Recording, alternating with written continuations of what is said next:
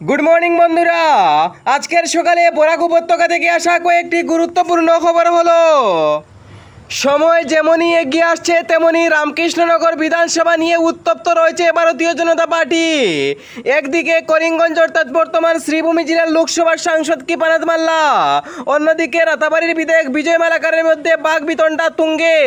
কার দখলে রামকৃষ্ণনগর বিধানসভা আসনটি যাবে তা নিয়ে জোর তৎপরতা তুঙ্গে রয়েছে।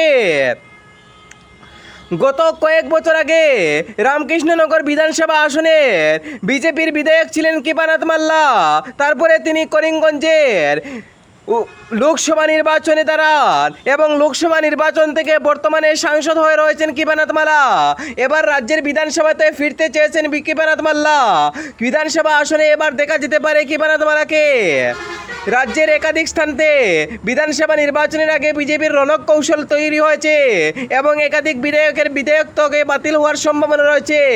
কার দখলে কোনটি আসনের সিট যাবে তা সময় দেখবে জনগণ। ইতিমধ্যে রামকৃষ্ণনগর বিধানসভা নিয়ে বিজেপির সাংসদ কৃপানাথ মাল্লা এবং বিধায়ক বিজয় মালাকারের মধ্যে বাগবিতণ্ডা রয়েছে তুঙ্গে। মণ্ডপে মণ্ডপে চলছে দুর্গাপূজার অনুষ্ঠান। হিন্দু ধর্মাবলম্বীদের মহান উৎসব হলো দুর্গাপূজা। সেই দুর্গাপূজার প্রস্তুতি জোরদারভাবে চলছে। আজ সপ্তমী এবং সপ্তমীর দিন ভালোভাবে উত্তপ্ত রয়েছে বিভিন্ন স্থানে আনন্দে উল্লাসে মেতে উঠছে হিন্দু ধর্মাবলম্বী মানুষ। হিন্দু ধর্মাবলম্বী মানুষরা প্রতি বছর যে হিসাবে এই দুর্গাপূজা উৎসব আনন্দের মধ্যে কাটান, এবারও দুর্গাপূজা নির্বিঘ্নে সমাপ্ত রয়েছে। রাজ্যের মন্ত্রী কৌশিক রায় তিনি বিভিন্ন মণ্ডল পরিদর্শন করেন এবং আর্থিক সাহায্য প্রদান করেন। দুর্গাপূজার আগে প্রত্যেকটি মণ্ডলকে সাহায্য করার জন্য 10,000 টাকা করে প্রদান করা হয়েছে। প্রতিটি মণ্ডপে 10,000 টাকা করে আর্থিক অনুদান বন্টন করা হয়েছে এবং দুর্গাপূজার প্রস্তুতি বরাক উপত্যকার 3টি জেলার অলিগলিতে রয়েছে তুঙ্গে।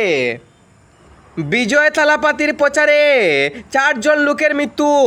গত কয়েকদিন আগে বিজয় থালাপাতি একটি নতুন রাজনৈতিক দল খুলেছেন এবং সেই রাজনৈতিক দল নিয়ে প্রচারাভিযান রয়েছে তুঙ্গে। বিজয় থালাপাতির দলের প্রচার তামিলনাড়ুর একাধিক স্থানে দেখা গিয়েছে এবং সেই স্থানগুলোতে লক্ষ লক্ষ মানুষের উপচে পড়া ভিড় হচ্ছে। বিজয় থালাপাতিকে একবার দেখার জন্য প্রায় লক্ষ লক্ষ মানুষের অলিগলিতে উপচে পড়া ভিড়। গত পরশু বিজয় থালাপাতিকে দেখার জন্য লক্ষ লক্ষ মানুষের সমাগম হয় এবং এই লক্ষ লক্ষ মানুষের মধ্যে 4 জনের মৃত্যু হয় এবং বেশ কয়েকজন আহত হয়েছেন বলে জানা গেছে। ইতিমধ্যে বিজয় থালাপতি সকলের আর্থিক সাহায্য প্রদান করেছেন এবং তেলেঙ্গানার মুখ্যমন্ত্রী এবং আসামের মুখ্যমন্ত্রী এবং সকল রাজ্যের মুখ্যমন্ত্রী এবং অন্যান্য রাজ্যের মুখ্যমন্ত্রীরা তাদেরকে আর্থিক সাহায্য বন্টন করা শুরু করেছেন। বিজয় থালাপতির প্রচারে প্রায় লক্ষ লক্ষ মানুষের সমাগম হয়। এই রকমের মানুষ দেখার জন্য, বিজয় থালাপতিকে একবার দেখার জন্য মানুষ অপেক্ষাকৃত থাকেন। এবার বিজয় থালাপতির প্রচারে গিয়ে প্রায় 4 থেকে 5 জন এবং বেশ কয়েকজন লোক আহত হয়েছেন। জুবিন গার্গের রহস্য নিয়ে উত্তপ্ত রয়েছে আসামের রাজ্যের রাজনীতি। বারবার বিতর্কের মধ্যে সংবাদ শিরোনামে রয়েছেন মুখ্যমন্ত্রী ডক্টর হিমন্ত বিশ্ব শর্মা। মুখ্যমন্ত্রীকে কেউ সামাজিক মাধ্যমে চ্যালেঞ্জ করছেন। আজ জুবিন গার্গের ঘটনার জন্য যদি মেহবুবুল হক থাকতেন ইউএসটিএমের, তাহলে তদন্ত 24 ঘন্টার ভিতরে হতো, কিন্তু ইউএসটিএমের আচার্য নয়, এবার শ্যামাপ্রসাদ এবং জ্যোতি গোস্বামী এই তদন্তের আওতায় রয়েছে। এর কারণে মুখ্যমন্ত্রী ডক্টর হিমন্ত বিশ্ব শর্মা একদম বেকুব হয়ে গিয়েছে। এমনই মন্তব্য সামাজিক মাধ্যমে বারবার বিভিন্ন জনগণ করছেন।